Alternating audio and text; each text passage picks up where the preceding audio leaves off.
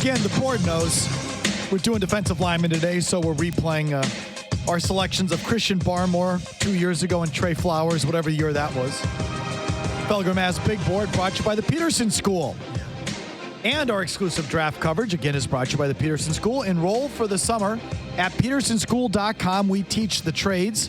You want full analysis of these. You also want to go to Alex Barth on 985thesportshub.com. He does great video recaps of our selections with some serious analysis of it, which this deserves serious analysis because we nail this thing every freaking year. So he's done well with the defensive lineman. We did D-tackle earlier in the program. Now comes defensive ends.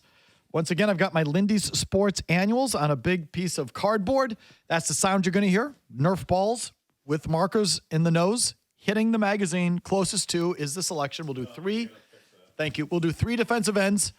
Closest to is the player. Stand by. Hold on. Murray's throwing twice this time. My thing came loose. I've yet to get pegged, but I feel I'm due. Go ahead. That was a half-decent throw. Oh, yeah, you know, a clean shot. Yeah. Andre Carter II. Whoa! From Army, of all places. Is that Andre Carter's son? Gotta be. I don't know. Remember the guy that played for the Pats? I sure do. If he's the second. Barth, was that his kid? No, it's not. Barth says no. It's not? Nope. Well, then what the hell are they calling him the second I don't for? know, because his father's Andre Carter. It's just not that Andre Carter. Huh. Okay. That's peculiar. Second page. Here comes second day considerations. Hey, you ready? I am ready, I'm Mazz. throwing green. Color of money. Let's do it. Here it comes. Go. Oh, the mark. That left a good mark. That was a good shot, Mazz. That was a strong. You put a hole in the thing. Keon White, Georgia Tech. Oh! Put him on the board. Let's go to page 3. That was a mess. That was forceful. Maybe some of your best work there. That was a laser. Wow. I feel like that's going to be a hit because it was just a laser. That was a freaking bullet. All right. Go ahead, Murray. Yeah. Do your thing. Murray short arms the ball. Yeah, he doesn't know how to throw. Left side, kind of above. Was it green? Yeah. Okay, here we go. Seriously, he short arms it. Ikenna Enechukwu. Ikenna Enechukwu from Rice. Okay. Let's do the write-ups. Get the full analysis here. Stand by. And again, we'll work our way backwards. I also want to know more about this sketchy other book. Oh, you God. bought. Wait till you hear the thing I stumbled into. Ikenna Enechukwu. That's the best I can do. I'm sorry. Last name is spelled Enechukwu. Where'd he go? From Rice. 6'4", 267. Undersized. Lightly recruited, likely in part to playing for a small high school, but Rice managed to get an outsized return on their investment in him. He was a state qualifier wrestler who has been able to translate some of that to his play on the football field. Strengths, Bill will love that. well-rounded physical profile, looks the part for what teams want at the position.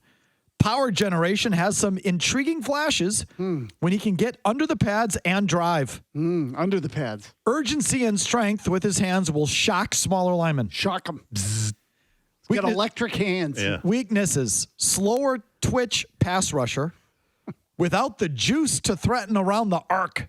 Really? He's clunky when trying to run stunts and slip around blocks. High center of gravity and lack of leverage makes him easier to lock up. High center of gravity. High center of gravity. That's not what you're looking for. 6'4". I got this wrong, by the way. They're ends, right? So they're going to be a little lighter than those fat guys we did the last time. 264. Where's he projected to to go? Yeah, Lindy's has him projected in the 7th round. Oh, Yeah, God. Jesus God. He'll be out on the street. Seriously. What can I tell you? No wonder he wasn't drafted or recruited. Keon White, Georgia Tech. Okay, this guy I'm interested in. 6'4", 285. Yeah, got a little more girth. He's a competent run defender with the size and strength profile to set the edge. Rangy enough to reach quarterbacks in space. Could be used as an inside rusher on passing downs. Love that. Comfortable as a brawler. Floor seems relatively high given his physical tools. See, I'm telling you, the Pats like this kind of guy. Weaknesses. Athleticism will be exposed against most NFL blockers. Yeah, they don't care about athleticism. This is true. Hands tend to wade around without having urgency or decisiveness. That's coachable. What happens when hands wade around? So it's like learning how to swim. You do the dog just- paddle. Lacks the power to fight through double teams and force penetration. Fix that with steroids. Energy as a pass rusher tends to run hot and cold from snap to snap. Again, Bill will get on his ass. They'll get it out of him. But that's the things about pass rushers. It's exhausting to rush the passer down after down after down. So those guys, take plays off. It just happens. All right, finally, Andre Carter II, Here we Army. go. How did Army land a first-round talent defensive end? Well, again, Bill's going to love the service players. Absolutely. Period. Well, this guy's a badass. Yep. I'll take this guy on my team. I don't even have to read a thing about him. Yeah, the second. He closes in a hurry and his speed to run down plays from behind. Ooh. Bill scouted this thing, Army-Navy. Wide tackle radius helps seal the deal once he gets in range. Length is disruptive to passing lanes, and he consistently gets hands up to interfere with the release. Ooh, I like it. How tall is he? 6'6", 255. Oh. Wow. Lean. Yeah, so I don't know if this guy projected as an edge guy, like a stand-up guy, Barth? Or is... Gotta be. Yeah. 6'6", 255. He's like JPP. That's Willie McGinnis. 6'6", that's big. Great change of direction skills for his size. Incredibly slippery rusher with the agility to make linemen punch at air. All right, cool. Weaknesses. Played most of his snaps as a stand-up rusher and may take some time to transition to defensive end. Play strength will need a year or two for further development before he can be a reliable run defender. Narrow lower body and long legs. Ooh. Plays with a narrow base too often, limiting his anchor ability against the run. Narrow base. Either way, put him on the board. Andre Carter, a badass defensive end from Army. That just screams Belichick. Love it. Yeah, but Bill might hold it against him that he's Army and not Navy. I just think Bill appreciates service time, as we all do.